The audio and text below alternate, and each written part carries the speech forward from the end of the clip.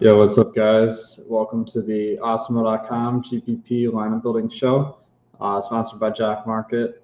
I'm going to build 3 lineups for this weekend's NFL slate, Week 16.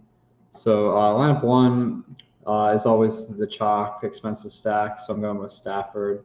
And you can kind of mix it up with Cup. I wouldn't fade Cup in a Stafford lineup, but then it's close between Van Jefferson, Beckham, Higbee, and Henderson. So I think maybe just go with the ownership, go with Van Jefferson since he's the lowest owned. And then the run back, not a necessity because these players are pretty expensive, but Justin Jefferson, definitely a great player. Or Alexander Madison. Madison's going to be really popular, and rightfully so, because Cook's out. So maybe I'll lean Jefferson just because I hope this game has some more passing. But this is putting us in a spot where we really need some value. But fortunately, there's a lot of value this week. Justin Jackson, 4,200 with no Eckler, most likely. That'll be a great play. He's been by far the number 2 receiver or running back. And then Ronald Jones, Fournette's out for the rest of the year. So I think Jones is going to slide in. Gio Bernard is also out. So it's really the rookie Keyshawn Vaughn behind him that could threaten for some playing time, but most likely it'll be Jones. We need some salary relief. So how about the Jaguars versus the Jets? That is always a great defense. Any defense that's going against the Jets, I mean. And then at tight end, we could use a little bit of salary relief here as well. So CJ Uzomah versus the Ravens, that one seems like a solid enough play. 5,600 left. You could throw in Odell Beckham Jr. here. It is Stafford, so you really do need a lot of passing to get there. So having 3 receivers instead of 2 could be an interesting play. And we have Justin Jefferson as the run back. So even though this lineup is showing it's very chalky, I wonder how many people are going to be stacking 3 Rams receivers. Lineup 2, the Rams. Derek Carr, fantastic play.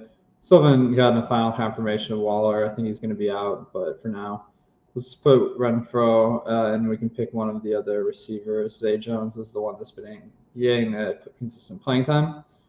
And then the run backs, Denver has been a little bit more run heavy, but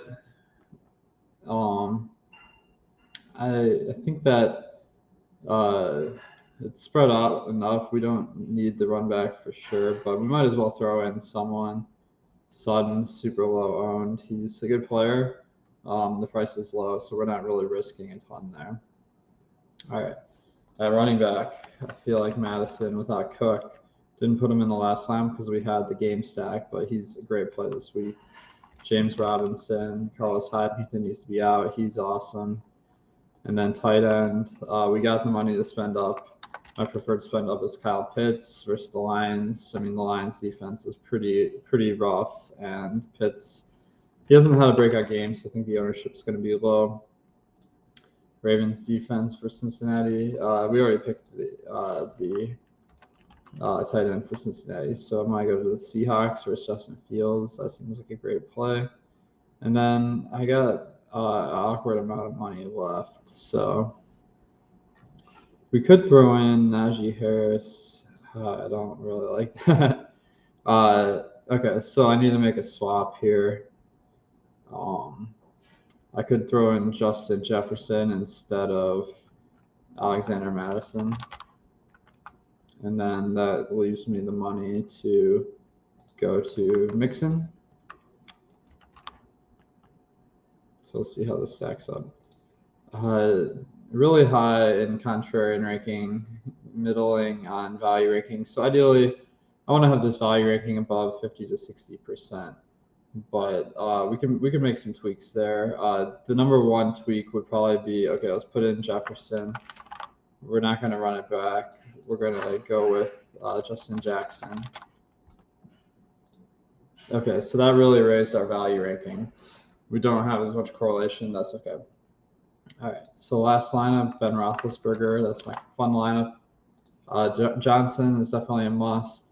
And then Claypool or Firemouth, really contrarian plays this week, but I think there's going to be a lot of passing in this game versus the Chiefs.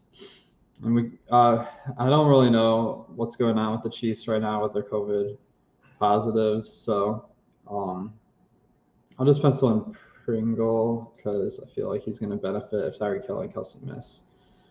And then let's go to Madison.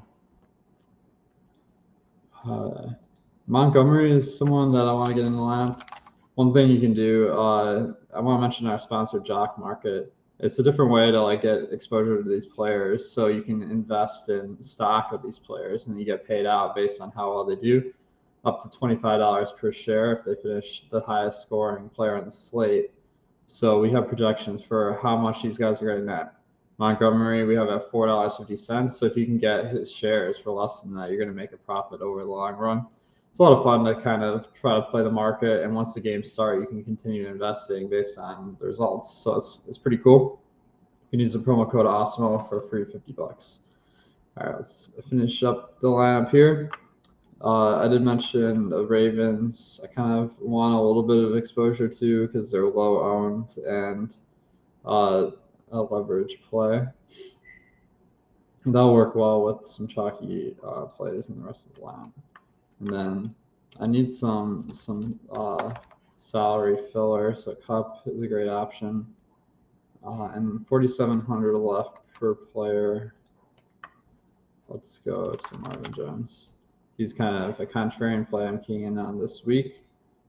Okay, so I did get a value ranking of 60 to 70, contrarian ranking of 60 to 70. So that's actually pretty good given I went with Ben, who's not going to be the best points per dollar lineup. So I feel pretty good about this one. Let me know what you guys think about these lineups in the comments, and good luck this week. Happy holidays.